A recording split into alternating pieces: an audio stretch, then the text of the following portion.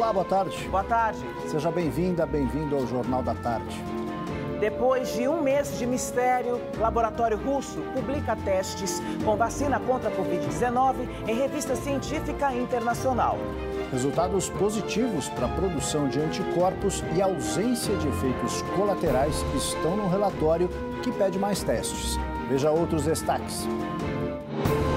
A obesidade infantil aumenta no país durante a pandemia. Isolamento reduziu a atividade física e aumentou o consumo de calorias. Preocupação das autoridades com feriado prolongado. Em São Paulo, 400 policiais militares e 200 agentes de vigilância vão reforçar fiscalização em pontos turísticos contra aglomerações. Os avanços tecnológicos acelerados na quarentena devem fazer da telemedicina uma constante daqui para frente. O país atinge os 4 milhões de casos registrados da Covid-19. A boa notícia é que pela primeira vez apenas 2 estados tiveram alta no número de vítimas. Na entrevista de hoje, como as redes sociais potencializaram a articulação das minorias e ajudaram a avançar na garantia de direitos fundamentais e no combate ao racismo. E a arte com os recursos disponíveis. Jovem que perdeu o emprego descobriu o sustento na arte durante o isolamento. O combate à obesidade infantil é tema da campanha Setembro Laranja, da Sociedade de Pediatria de São Paulo. Os gêmeos de Carla têm retomado as atividades com todos os cuidados que a pandemia demanda. Mas o tempo de confinamento total trouxe consequências. O Miguel chegou a engordar 5 quilos e a Isadora 2,5 quilos. Levei ao pediatra, fizemos alguns exames e no exame de sangue deu algumas alterações por conta do excesso de peso deles. Ficar atento ao peso dos pequenos está longe de ser uma questão estética. A obesidade infantil pode provocar ainda na infância dores articulares, aumento de pressão arterial, problemas respiratórios e de imunidade, alterações emocionais e piora no desenvolvimento escolar. O Setembro Laranja é um mês de conscientização sobre esses riscos. A Organização Mundial da Saúde estima que 41 milhões de crianças menores de 5 anos estejam acima do peso. A prevenção é sempre o melhor caminho e deve começar cedo. Desde a manutenção de uma dieta equilibrada durante a gestação, passando pela amamentação exclusiva com leite materno até os 6 meses de idade. A introdução alimentar ela deve ser feita a partir do 6º mês de vida, né? Respeitando a saciedade da criança, levando a criança para fazer a comida junto da família. E é importante ter uma variedade, né, na hora dos alimentos. Nós temos 5 grandes grupos alimentares, que são as proteínas, as leguminosas, os carboidratos, as verduras e os legumes. Então, ter pelo menos um item de cada um desses grupos que eu acabei de comentar. O sal deve ser evitado antes do 1º ano e o açúcar até o 2º. Também é preciso restringir o tempo em frente às telas. As crianças devem ser encorajadas ali e estar sempre supervisionada por um adulto a prática de atividade física desde um aninho, né, pelo menos 60 minutos por dia, não precisa ser 60 minutos direto, mas pode ser 4 momentos de 15 minutos. O momento de pandemia requer um esforço ainda maior, mas Davi, de 8 anos, é prova de que é possível. O Davi gosta muito de esporte. Que esporte você gosta, filho? Eu gosto de andar de bicicleta e correr na pracinha. A gente, na pandemia, tá um pouquinho mais difícil manter o peso, mas a gente tenta controlar. O governo de São Paulo mobiliza cerca de 400 policiais militares para evitar aglomerações em 30 cidades do estado durante o feriado de 7 de setembro. Entre as regras que continuam valendo mesmo na faixa de areia estão o uso de máscara e o distanciamento social. Os agentes também vão alertar banhistas e motoristas que chegarem ao litoral. Cada cidade é responsável pela regulação do comércio e uso do espaço público, além da fiscalização e aplicação de multas. Na região de Santos, por exemplo, os quiosques podem funcionar apenas com 40% da capacidade, com restrições de horários. As autoridades sanitárias do estado fizeram durante a semana um apelo à prefeitura prefeitos e cidadãos para que os protocolos de segurança do Plano São Paulo sejam respeitados durante o feriado. O aumento no efetivo de policiais militares e agentes de vigilância sanitária será disponibilizado para os municípios que pediram auxílio ao governo estadual. Todas as cidades da faixa do litoral sul, que vai de Peruíbe até Bertioga, vão contar com o reforço. No litoral norte, Caraguatatuba, Ilhabela, São Sebastião e Ubatuba devem implementar barreiras sanitárias contra a Covid-19 por conta própria. Os municípios da região não vão impedir a entrada de turistas, mas vão realizar a limpeza de pneus dos carros e adotar medidas educativas junto aos banhistas. O repórter Eduardo Campos foi até a rodovia dos Imigrantes para conferir como está o movimento na descida para o litoral paulista. Segunda-feira, 7 de setembro, feriado nacional. Com fim de semana prolongado, o movimento nas estradas deve aumentar. Aqui na rodovia dos Imigrantes, que liga a capital ao litoral paulista, o fluxo de veículos, por enquanto, é tranquilo. Nesse mesmo feriado, em 2019, 187 mil veículos desceram a Serra do Mar em direção à Baixada Santista. Neste ano, a concessionária que administra as rodovias afirmou que não tem como fazer uma previsão, porque a expectativa é que as pessoas respeitem a quarentena e fiquem em casa. Não foi o que aconteceu no último final de semana, quando 200 mil veículos desceram a serra e milhares de pessoas se aglomeraram nas praias paulistas. Vereadores de São Paulo discutem a flexibilização da Lei Cidade Limpa.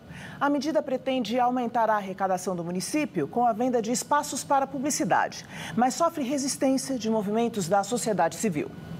A Lei Cidade Limpa é de 2007, foi aprovada na gestão do então prefeito Gilberto Kassab. O objetivo era diminuir o impacto da poluição visual causada pela publicidade em São Paulo. 13 anos depois, a proposta do presidente da Câmara Municipal, Eduardo Tuma, do PSDB, quer atualizar a legislação. Essa pequena flexibilização, de forma bastante limitada, mantendo todas as questões arquitetônicas da cidade, vai permitir geração de renda e também arrecadação tributária, ainda mais nesse momento de epidemia, aquecendo a economia. Agora, o texto do vereador pretende permitir outdoors no topo dos edifícios da cidade. As peças publicitárias ainda precisariam ser aprovadas pela Comissão de Proteção à Paisagem Urbana. O projeto de lei passou pela primeira votação aqui na Câmara Municipal no final de agosto. Se o texto for aprovado em segundo turno, vai para a sanção do prefeito Bruno Covas. Para movimentos da sociedade civil, no entanto, discutir a volta da publicidade no ambiente urbano pode reabrir as portas para a poluição visual na cidade. O movimento Defenda São Paulo é um dos principais opositores da mudança. Qualquer mudança na Lei Cidade Limpa representa um retrocesso enorme para a sociedade, um prejuízo para a cidade de São Paulo e trazer de volta uma coisa que nós não queremos mais. Nós não queremos mais poluição, não queremos mais propaganda de qualquer jeito, não queremos mais que esse tipo de coisa volte para a cidade. Para o presidente do Instituto dos Arquitetos do Brasil, não é o momento de rediscutir a lei. Segundo ele, faltou participação pública no processo. É uma proposta que vai na contramão do espírito da lei. Por quê? A lei ela tirou, né, dos empreendimentos privados a possibilidade de explorar um anúncio e com isso ter benefícios próprios. O que acontece? Você polui a cidade como um todo. A lei permite que isso possa acontecer de novo. Agora vamos falar mais de saúde. Talvez você nem imagine, mas a ansiedade afeta também diretamente a saúde bucal. É que em alguns casos, as crises constantes podem ocasionar o bruxismo, o apertar ou ranger de dentes, que é muito comum durante o sono. Além de deixar as pessoas mais ansiosas, o período de isolamento social causado pela pandemia também fez muita gente adiar a ida ao dentista e deixar de lado hábitos importantes para manter o sorriso em dia. A reportagem é da TV Ceará. 6 meses em casa em isolamento social e a pergunta que fica é: você aí conseguiu manter todos os cuidados com a higiene bucal nesse período ou deu uma relaxada? Bom, o que se sabe é que já se pode notar com o retorno dos atendimentos em consultórios odontológicos uma alta na demanda por tratamento de cárie e tártaro. Sinal de que teve gente que não escovou os dentes direito nesses últimos meses. Algumas conseguiram manter, outras não, porque houve uma grande alteração na rotina, né, de alimentação, de cuidados básicos. Outras já não tinham bons hábitos de higiene, então essas dependiam bastante das limpezas periódicas de vir ao dentista. De fato, a mudança de rotina pode ter causado algumas dificuldades em fazer a manutenção dos dentes. Escovar direito e passando fio dental são essenciais tanto para adultos quanto para crianças, pois a cárie também pode se desenvolver em dentes de leite. Um outro problema que chegou aos consultórios dos dentistas após a quarentena foi o bruxismo. Dentre tantas causas, a ansiedade é uma delas. De fato, o isolamento social fez com que as pessoas ficassem mais ansiosas. Só para a gente ter uma ideia, nos 6 primeiros meses de 2020, as buscas pela palavra ansiedade na internet cresceram mais de 190%. O bruxismo pode causar desgaste e até traumas mais sérios nos dentes se não for tratado da forma correta.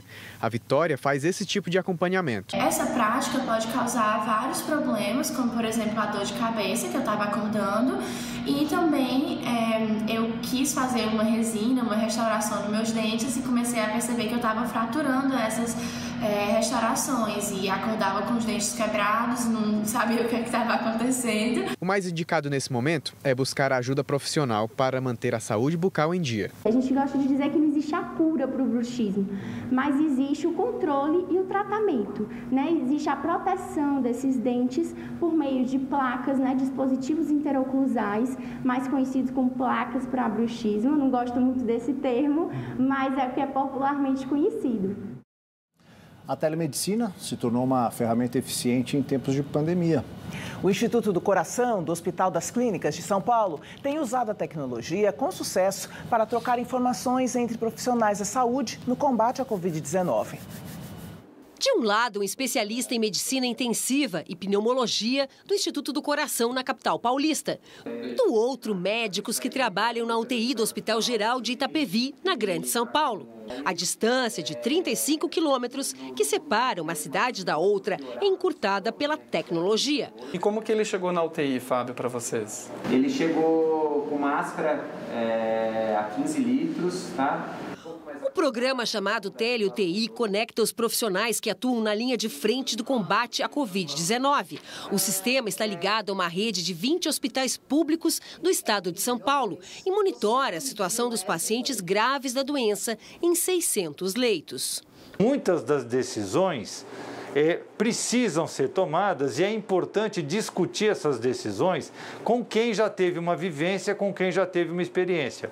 Então, esse tipo de apoio que o grupo da UTI respiratória aqui do INCOR, o grupo do Hospital das Clínicas pôde trazer para esses colegas que estavam lá na ponta é muito importante, é fundamental. E ter essa possibilidade de discutir os casos, muitas vezes em tempo real, nos ajudou muito na assistência, garantindo que as nossas condutas sejam as mesmas de um serviço de excelência e reconhecido como é o INCOR. Em apenas 5 meses, já foram realizados mais de 4.000 atendimentos. A teleconsulta é uma das soluções tecnológicas desenvolvidas aqui na unidade de telemedicina do Instituto do Coração.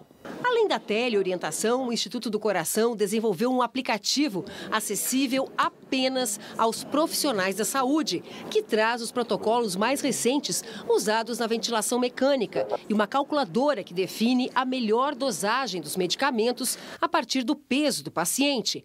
E não para por aí. Esta plataforma, com 25 horas de aulas, pode ser acessada a qualquer momento pelos profissionais que desejam ter informações atualizadas sobre a Covid-19. E os profissionais da saúde ainda podem testar os conhecimentos adquiridos neste game hiperrealista que simula a situação de um paciente internado numa UTI. Esta imagem foi criada por computador. a possibilidade desse atendimento vai ser uma realidade daqui para frente, onde você vai permitir a assistência de pacientes de uma certa gravidade, que era muito difícil deslocá-los até o hospital, principalmente nas regiões mais periféricas da cidade. Você pode participar do programa com perguntas e comentários, e aí já sabe, né? Só utilizar aquele jogo da velha, hashtag JTCultura pelo Twitter. Também pode mandar para a gente sua mensagem de áudio, de vídeo, por texto também, através do WhatsApp. Só mandar pelo número 999-210174. Pode falar também com a gente pelo Facebook, pelo YouTube, na página Jornalismo TV Cultura. Agora os números da Covid no Brasil. Pela primeira vez, apenas 2 estados apresentaram alta no índice de mortes, Amazonas e Tocantins. A média de vítimas diárias caiu 13% na última semana. Já são mais de 4 milhões e 47 mil infectados e quase 125 mil vítimas em todo o país, segundo dados atualizados pelo consórcio de veículos de imprensa. O estado de São Paulo tem quase 840 mil casos e mais de 30 mil mortes. Na Bahia, são 265 mil infectados. A seguir vem o Rio de Janeiro, com 230 mil. Minas Gerais tem cerca de 5 mil casos a menos. A partir de hoje, a capital, Belo Horizonte, amplia o funcionamento dos bares e restaurantes até às 10 da noite no final de semana e libera a venda de bebidas alcoólicas. Mas a música ao vivo e os telões estão proibidos. Voltando ao Nordeste, o Ceará se aproxima de 220 mil registros. Na região norte, o estado com mais casos é o Pará, chegando a 204 mil. Em Altamira, o hospital de campanha foi invadido por assaltantes que levaram celulares, dinheiro e joias de funcionários. No sul, Santa Catarina permanece com o maior foco da doença. São 184 mil infectados. No centro-oeste, o Distrito Federal concentra mais casos, 165 mil. O funcionamento de teatros, cinemas e piscinas, além de atividades coletivas em parques, foram liberados. Segundo o Ministério da Saúde, são praticamente 670 mil pacientes em acompanhamento. 3.247.000 são considerados recuperados. 20 funcionários da diretoria do Instituto Butantan estão afastados depois da confirmação de alguns casos de Covid-19 na equipe. A repórter Maria Manso tem as informações. Boa tarde, Maria. Boa tarde, Aldo. Boa tarde a todos. Pois é, o vírus invadiu a casa da vacina, mas isso não deve interferir na produção da Coronavac.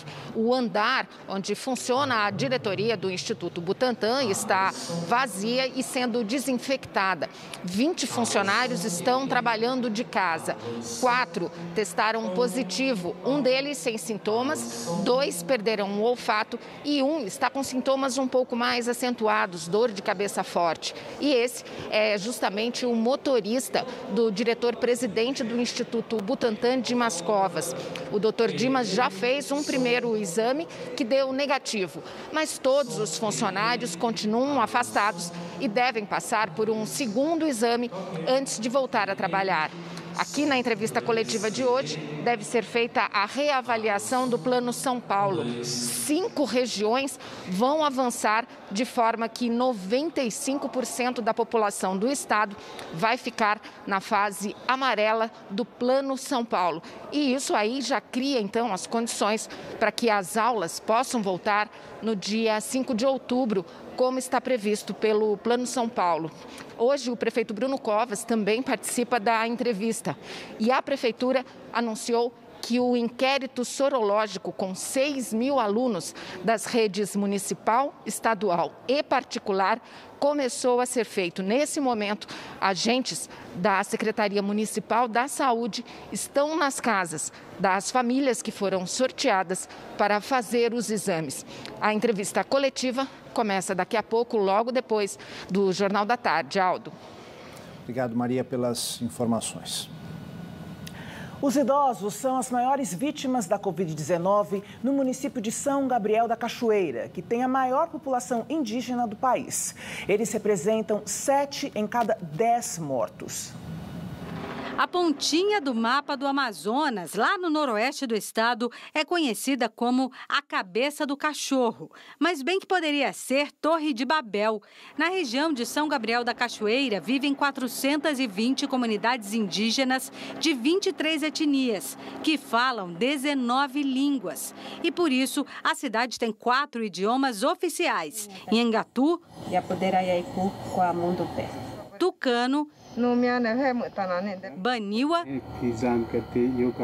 e o português. Elisângela fala 3 línguas: Nhangatu, espanhol e português. E assim, fluente nas línguas da terra, ela ajuda a salvar vidas. Da organização da comunidade, nasceu a campanha Rio Negro, Nós Cuidamos. E através da campanha, a gente conseguia arrecadar as cestas básicas, mais o transporte, que era o combustível, para deslocamento das cestas para os territórios indígenas. Então, isso para a gente foi muito gratificante. A gente começou a arrecadar, esse recurso para comprar essa bala de oxigênio, para ter mais instalação de UTI. São Gabriel da Cachoeira tem cerca de 45 mil habitantes. É considerado o município com maior população indígena do país, 96% dos moradores. A Organização dos Povos Indígenas conseguiu, durante um tempo, manter a Covid-19 distante, mas a proteção durou pouco. Em apenas 21 dias, entre maio e junho, o número de casos confirmados na cidade saltou de 366 para 2.299.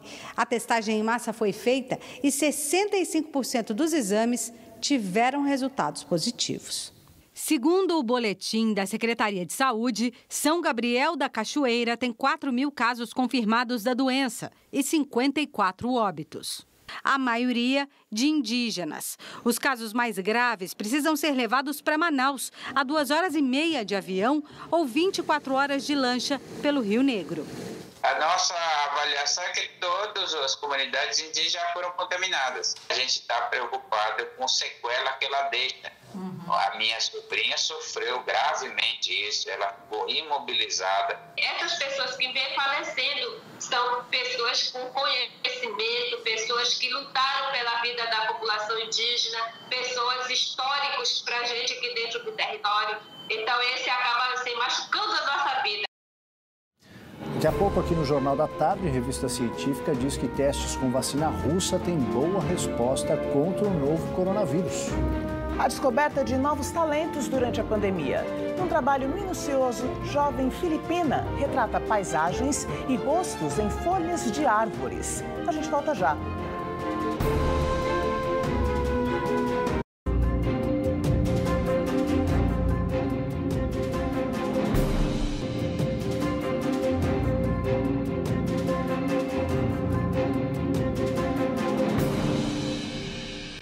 A revista científica The Lancet divulgou hoje que a vacina russa contra o novo coronavírus produziu resposta de anticorpos em todos os participantes dos testes. Menos de um mês após o presidente Vladimir Putin anunciar o registro da vacina russa batizada como Sputnik V, foram divulgados hoje os resultados das primeiras fases de testes clínicos do medicamento contra o novo coronavírus. De acordo com um artigo publicado na Lancet, uma das principais revistas científicas do mundo, nos resultados de 2 testes conduzidos entre os meses de junho e julho, todos os 76 participantes desenvolveram uma resposta de anticorpos para a Covid-19, sem apresentar nenhum efeito colateral considerável. A publicação dos dados da primeira e da segunda fase de testes pela revista é o primeiro passo de uma série de publicações sobre a Sputnik V em revistas científicas, como afirmam os cientistas do Instituto Gamaleya, em Moscou, que desenvolveu a Sputnik. O artigo da Lancet ressalta que ensaios maiores e de longo prazo, incluindo uma comparação com placebo e um monitoramento adicional, são necessários para estabelecer a segurança e eficácia a longo prazo da vacina para prevenir a Covid-19, que já infectou mais de 26 milhões e matou mais de 850 mil pessoas em todo o mundo. Hoje, em Genebra, na Suíça, a porta-voz da Organização Mundial da Saúde, Margaret Harris, disse que não espera vacinações generalizadas contra a Covid-19 até meados do próximo ano, enfatizando a importância de verificações rigorosas sobre eficácia e segurança. Com a pandemia do coronavírus, muita gente descobriu talentos escondidos ou aprendeu a fazer coisas que nem imaginava. Como a jovem filipina que retrata paisagens e rostos em folhas de árvores. Quando o coronavírus atacou e custou a Mary May seu emprego numa fábrica nas Filipinas, a jovem de 23 anos encontrou uma nova fonte de renda. Sem telas para pintura, Mary escolheu folhas de uma árvore fora de sua casa e, com o estilete, foi cuidadosamente cortando pequenos pedaços para revelar rostos conhecidos, como o do ator Robert Downey Jr., da apresentadora Oprah Winfrey ou o cantor Michael Jackson e até mesmo do controverso presidente filipino Rodrigo Duterte. Seu trabalho artístico sobre enfermeiras e outros profissionais da linha de frente contra o coronavírus rapidamente se tornou viral nas redes sociais. Ela ganhou milhares de seguidores no Facebook e acabou vendendo centenas de peças de sua arte da folha, cada uma por cerca de R$50, mas o preço varia de acordo com o nível de detalhamento de cada peça. Agora, em vez de trabalhar 7 dias por semana numa fábrica, ela pode aproveitar seu hobby e pagar as contas. A quarta eliminatória do programa Talentos será exibida amanhã, aqui na TV Cultura.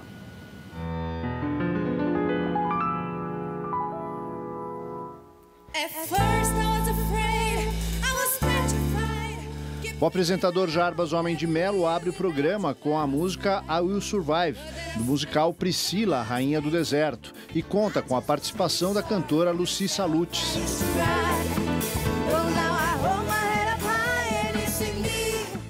4 candidatos vão ser avaliados no reality show. Por conta da pandemia, eles se apresentam através de vídeos. Jarbas e os jurados no estúdio comentam o desempenho dos aspirantes a estrelas de musicais. A quarta eliminatória do programa Talentos vai ao ar amanhã às 8 da noite, aqui na TV Cultura. Se pensar em piscar, eu vou sumir. E depois do intervalo, na entrevista de hoje, o debate e a luta antirracista nas redes sociais.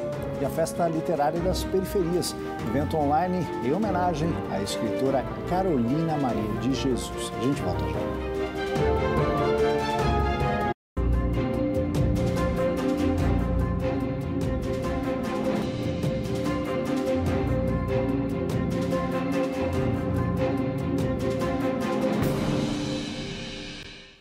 A Festa Literária das Periferias homenageia Carolina Maria de Jesus, autora do livro Quarto de Despejo, Diário de uma Favelada, lançado há 60 anos. Em razão da pandemia, o evento será online e vai trazer atividades até novembro. Pois é, mas os trabalhos já começaram com oficinas de formação para mulheres negras de uma turma de escritoras formada por 30 catadoras do ABC Paulista. Num caderno que mistura cartas, poemas e crônicas, a Edilaine encontra refúgio para contar a própria história.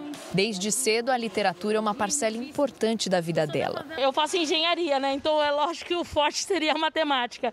Mas a literatura, ela faz dividir assim como a matemática. É sonho, né? A emoção da Edilaine tem a ver com a homenageada da 9ª edição da FLUP, a Festa Literária das Periferias. É a escritora Carolina Maria de Jesus, que viveu a maior parte da vida na favela do Canindé, na zona norte de São Paulo. Mãe solteira, sustentou os 3 filhos como catadora de papéis. Ela gostava de valsas vienenses, ela gostava de escrever, ela não deixava os filhos dela se misturarem com as pessoas da favela, levava a gente ao cinema, ela se virava. O Diário de Carolina, batizado de Quarto de Despejo, foi publicado com a ajuda do jornalista Audálio Dantas há exatos 60 anos. Enorme sucesso, chegou a ser traduzido para 14 idiomas. A Carolina foi lida pelos intelectuais brancos, como eu, como por sua relevância social. Por ser uma mulher que catava lixo na rua, que lutava para defender a sobrevivência dos seus filhos e nunca pelo projeto estético dela. A FLUP, tradicionalmente realizada na periferia do Rio de Janeiro, ampliou o alcance este ano com as oficinas online, que foram acessadas por 55 mil pessoas. As aulas antecedem o festival em si, que terá a versão nacional entre 29 de outubro e 1º de novembro, e a internacional entre os dias 6 e 8 de novembro. Nas edições anteriores, a FLUP já se dedicou a obras do poeta Solano Trindade, do novelista Lima Barreto e dos compositores Bezerra da Silva, Martinho da Vila e Marcelo Iuca. Ao evidenciar o protagonismo negro, a FLUP quer criar uma nova geração de mulheres negras leitoras e escritoras. Assim como em qualquer outra área, o exemplo e a representatividade inspiram e levam outras pessoas a acreditarem que é possível seguir os mesmos passos dos seus ídolos. Hoje quero falar. Fui com meu filho pré-adolescente enfrentar este lugar, onde as drogas, bebidas, roubos e furtos era comum presenciar. Talvez minha cara Carolina. Seria diferente nossas histórias. Assim como ela passou uma experiência tão difícil na vida, de desprezo, fome, miséria, e que ela se tornou a escritora mundialmente conhecida, é o que eu desejo ser. Os casos frequentes de racismo ganham visibilidade nas redes sociais, com opiniões, troca de experiências e provocações que podem levar à busca de conhecimento mais profundo sobre as questões raciais. A luta antirracista é cada vez mais presente no Brasil e no mundo. A forma como os problemas raciais são tratados nas redes sociais é o tema da entrevista de hoje com o advogado Joel Luiz Costa, presidente do Instituto de Defesa da População Negra. Joel, a luta antirracista, ela ganhou uma visibilidade mais recente nas redes sociais. E antes da gente falar mais profundamente sobre isso, eu queria saber como se deu o seu letramento racial por meio da internet. E como foi o seu posicionamento como negro usando as ferramentas digitais, já que você é dessa geração digital? Olha, Joyce, eu costumo sempre falar sobre isso, que as informações trocadas no Twitter, sobretudo, realmente contribuem muito para a minha construção enquanto homem negro, né? É no decorrer da nossa vida que a gente descobre o que é ser negro. Por mais que os efeitos do racismo estejam presentes desde a escola, a diferença de posicionamento, de ler o mundo a partir da perspectiva de pessoa preta, você constrói no decorrer da vida. O Twitter foi muito importante para mim, a partir de TEDs e de Twitters muito relevantes, que na verdade para mim são provocações, né? Eles dão a entrada de uma temática em que eu vou buscar depois me aprofundar. Então, tem Twitters como o do Ale Santos e da Winnie Bueno, que trazem informações que você realmente reflete, e a partir dali você constrói uma outra leitura de mundo e uma outra leitura de si enquanto pessoa preta. A discussão nas redes, ela vem ampliando, ela amplia o debate, mas ela precisa ser acompanhada do debate teórico, da educação, das questões educacionais e presenciais que se complementam, não? Sim, certamente. Eu vejo a internet como um meio, né? Ele é um caminho que te abre e te apresenta, na verdade, a novos temas e a novos autores, a novos artigos e conteúdos, e a partir dali você vai direcionar a sua especialização ou a sua abordagem dentro daquela temática. Eu acho que o importante é pensar aquilo como provocações, assim. É introdução em temas. É um debate raso, sim, porque a internet é um espaço para construções rasas, porém muito importante em direcionamentos, provocações e apresentações para novos temas. É o que eu penso desses debates na internet, Joyce. O que você vê de efeito e de produto na sociedade de forma prática e real? Acho que temos efeitos, casos pontuais ainda, não temos um efeito ainda enquanto projeto político, porque para mim efeito projeto político é um efeito de construção de um projeto de país em que alcance a população preta, mas efeitos pontuais. A critério de exemplo, a TV que passou o filme Pantera Negra na segunda-feira foi a partir de um Twitter da Winnie Bueno provocando essa emissora, e a emissora falou: Winnie, você pediu, nós aceitamos, segunda-feira teremos Pantera Negra na faixa tal. Então, assim, esse tipo de incidência, esse é um exemplo, mas eu já vi acontecer, eu vejo acontecer de maneira muito regular e contínua. São casos pontuais de condições que vão ampliando o debate e levando essa pauta para outros espaços. E aí, até nesse próprio filme, teve, antes do início do filme, um homem negro, artista, fazendo uma pequena fala da temática racial. Então, assim, para mim, na minha leitura, esse foi um ponto de partida. Começa no Twitter de incômodo da Winnie, chega na emissora e chega no debate, que essa pequena fala do artista antes do início do filme também é super simbólica e representativa dessa construção, ainda que paliativa e gradual, mas que para mim já está em curso. E outra questão também bastante importante é em relação aos ataques que acontecem no ambiente virtual e a discussão mais acalorada nas redes. Como que você vê esse momento onde o debate ele sobe o tom? A gente ainda não tem coletivamente maturidade para lidar com a internet. As pessoas ainda acham que a internet é terra de ninguém e que por trás de um arroba falso tudo é possível. Realmente a gente tem dificuldade, o Estado tem dificuldade de tratar, a Delegacia de Crimes Virtuais tem dificuldade de tratar massivamente os crimes virtuais. Então, o que eu penso, o que eu coloco a gente precisa, pelo menos as pessoas que produzem conteúdo, filtrar aonde elas vão entrar, que tipo de conteúdo vão ler e que tipo de discussão elas vão construir. Por exemplo, eu não vou discutir com um arroba que tem vários números, porque muito provavelmente é uma conta fake ou um robô. É um pouco de estratégia também. Eu não vou entrar numa discussão de uma pessoa que acha que tem que legalizar a pena de morte. Essa pessoa está num nível de pouco conhecimento ou de imbecilidade que o meu debate teórico e racional e responsável não vai fazer sentido para ela. Ela está ali pautada apenas por algumas frases de efeito ou conteúdos de ignorar toda a existência do outro. Bom senso, pesquisa, iniciativa, esses caminhos vão nos aproximar a um cenário mais justo, né?